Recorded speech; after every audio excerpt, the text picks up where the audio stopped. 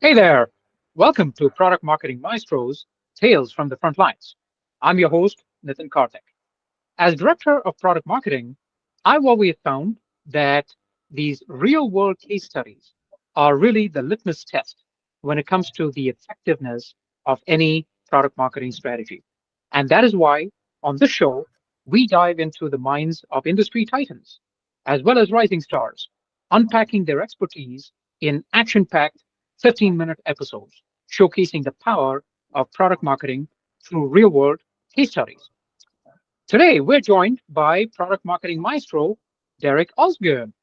Derek is a former marketing exec turned founder, and he has built Ignition, the collaborative go to market platform helping product and market teams to get new products to market faster and more effectively. Prior to founding Ignition, he was an early hire at Rippling, where he stood up the product marketing function and helped scale the company to a $7 billion valuation. As a product marketing leader elsewhere, from startups to major brands like PlayStation, Derek has launched over 100 products, and his products have generated over $1 billion in revenue. Now he's building the platform he wished he had along the way.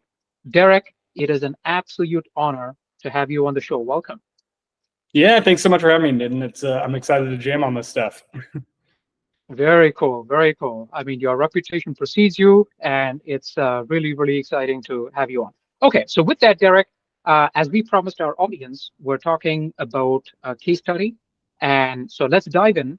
We're going to analyze this using the STAR framework. So we'll talk about the situation, we'll talk about your targets, we'll talk about your actions, and of course, we'll talk about your results. So with that, Derek, tell us from your experience, your vast experience, pick a situation and tell us what you were facing so we can get into it.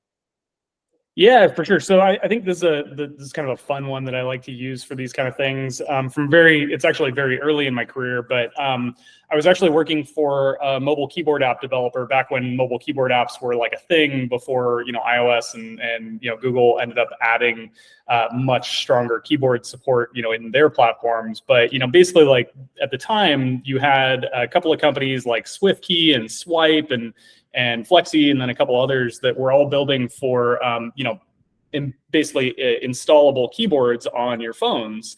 And essentially, like all of them were kind of competing in the same territory. All of them were promising that they were going to help you like type faster, because this was the time when autocorrect still wasn't great. And so, like they were all stronger autocorrection than what, the default that Apple and Google were providing.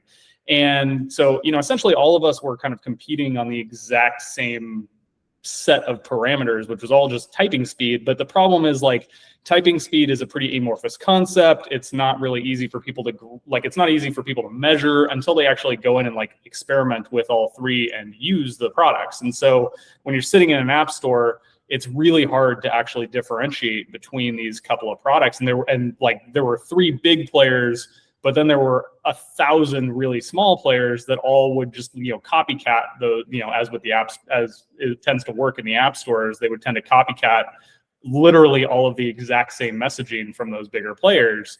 And so, it's a tough market to actually differentiate in. And so, we were wrestling with like, hey, how do we actually grow this thing and differentiate ourselves from these other keyboard apps in a way that meaningfully drives growth? And like, at the time we had raised our Series A, we were trying to, get to our next fundraise. And so, growth was really top of mind. And so, I came in and, first challenge was like, figure out, hey, how do we actually like make this thing stand out in like a really crowded market? Wow. I mean, that must have been a challenging situation. I know that even for companies who are leaders in the space, it's always challenging to stand out in a crowded market. So that's great. So I think, Derek, you have laid out the situation. So tell us about the target. So I think you mentioned a little bit about growth. So how should we think about the targets that you were trying to achieve during that time? Yeah, I mean, so ultimately we had a revenue growth target that we were trying to hit in order to, go raise our next round. And I don't remember actually what that number was off the top of my head. This was 9 years ago. But, basically we had a revenue target that we were trying to hit. Paired with that, there were kind of just user growth targets. And, I think the thing that we were really measuring around, the differentiation story though was more at a more tactical level, how effectively was our messaging resonating? So like how often were customers using the same language when they were talking about us, on social media elsewhere that we were using, because that, indicated that our message was resonating. And then also what did our conversion rates look like on the App Store? And so were we able to actually improve conversion from what we were seeing, historically? And so, we had some numbers tied to those. I don't actually remember the exact numbers. It was a long time ago, but basically we were trying to move those couple of metrics. Yeah, and we don't need to go into the exact numbers because a lot of our audience, they work at different companies, and of course, numbers may be different, but I think they have a similar challenge, which is they're trying to meet certain revenue growth, user growth targets, and so I think that is super helpful. So that's wonderful. So we've talked about the situation, we've talked about the targets. Now we get to the meat and potatoes. So I'm sure you went through a bunch of actions. So Derek, tell us, what actions did you go through here? Yeah, so the kind of most fun thing that we did. So when you think about positioning is great. It's important for your strategic alignment internally. I'm a big positioning buff, but at the same time, I think where a lot of companies fall down is when they actually try and translate positioning to execution and to something that's customer facing and actually makes that positioning land. And so when you think about the way that we were positioning ourselves, is the tagline that we kept using was the world's fastest keyboard. We had some internal positioning statements that kind of were a little bit more strategic than that.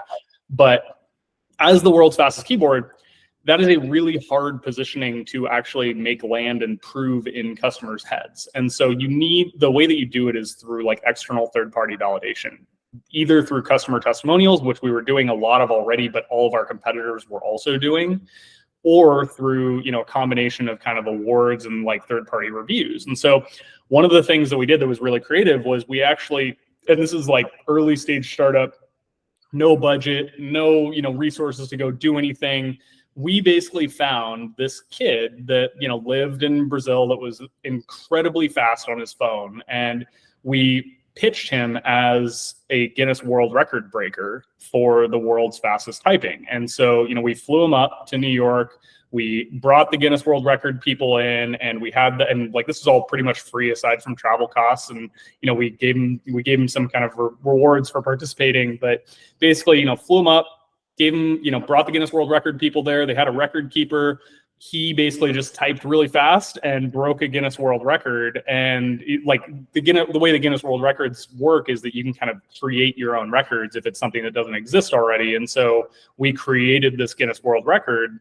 And basically then, we got to use the Guinness World Record stamp of approval on everything. We turned it into a bunch of content. We brought a video crew and filmed him and turned it into a bunch of fun videos that we could use on social, because we were able to produce it in really interesting ways. And because it was a newsworthy story, we were able to get a bunch of press out of it. And so, we basically turned this, just goal of taking our positioning and translating it into something that was really tangible and customer facing and clearly validated the claims that we were making.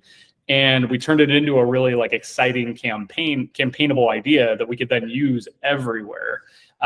And so it was super effective. I mean, we ended up, I think driving somewhere in the vicinity of 10 million downloads with no paid advertising or anything over the course of that year. And, it was all basically off of the backs of this campaign. And, some of the follow on earned media that we ended up getting out of it as well. Wow, talk about earned media. You created your own Guinness World Record category, and then you said that drove 10 million downloads of your app. I'm sure that when you looked at the ROI in terms of what you spent to, fly this person over and, host him and so on, I mean, this must have been I don't know, in the thousands of percentage of ROI. I mean, this is amazing. So there you have it. So we've talked about the situation. We've talked about your targets. We've talked about your actions and your results. 10 million downloads of the app for pennies on the dollar. I mean, that is just amazing. I'm sure that, Derek, as you've achieved even more things in your career, many of which you are not at liberty to share, this is still probably one of your favorite success stories. Would I be thinking of that the right way? Yeah, definitely. I mean, it's certainly one of the most fun. I think it's anytime you're able to find these like really creative, kind of out of the box ways to solve a positioning problem. I think that like it just feels so rewarding as a product marketer. It's like we do a lot of work internally setting up positioning, doing all the strategic like work to understand like how we actually want to frame the products that we're promoting. But I think when you're able to actually bring it to life in a way that's like really, really tangible, that like just lands and customers just get, it's just so rewarding. So I definitely, I mean, it was one of the most fun things that we did. And there's a whole bunch of other fun stories from that experience too. I mean, we did a lot of like really creative pricing and packaging stuff with that company. We did some really fun onboarding stuff, and we were actually kind of a pioneer in a lot of the a lot of product areas that ended up getting co-opted by by Google after we launched them as well. But yeah, it's certainly one of the more memorable things that I've worked on. That is absolutely fantastic. Wow, Derek, that was amazing. So, Derek, tell us where people can find you and learn more about you. And now, of course, you have your own company. Tell us about Ignition. Yeah, for sure. So, I mean, Ignition, basically, we're a platform for managing the go-to-market process. So we help companies like build things that sell and sell the things that they built. So we actually have a full end-to-end platform for bringing things from concept through to launch. So upfront, we have a bunch of research tools that help with collecting competitive intelligence, analyzing voice of customer data, as well as your sales data. We turn that into a roadmap where your product team can prioritize and manage their roadmap, and then hand that off directly into a kind of a go-to-market orchestration motion where the product marketing team can plan and communicate the whole launch process across the org. We've got a bunch of AI workflows baked into all of that help with all the critical steps, like, for example, collecting that research, analyzing it, creating your content and your plans. And if you want to learn more about Ignition, it's haveignition.com is the website. And then if you want to connect with me, I'm on LinkedIn. I think it's LinkedIn/Derek Osgood 3 is my handle. So would love for you to reach out. Wonderful. And, working and smoothing the collaboration between product and product marketing. Sometimes, I liken it to the U2 song, can't live with or without you. So product marketing and product teams, of course, they have to coexist, and platforms like Ignition can be critical in making that happen. So Derek, thank you so much. This was a fantastic conversation, really good skills that we've learned from this discussion. People do check out Ignition. Again, it's haveignition.com, and check out all the great work that Derek is doing. And until next time, thank you, my friends. We'll see you next time, onward and upward.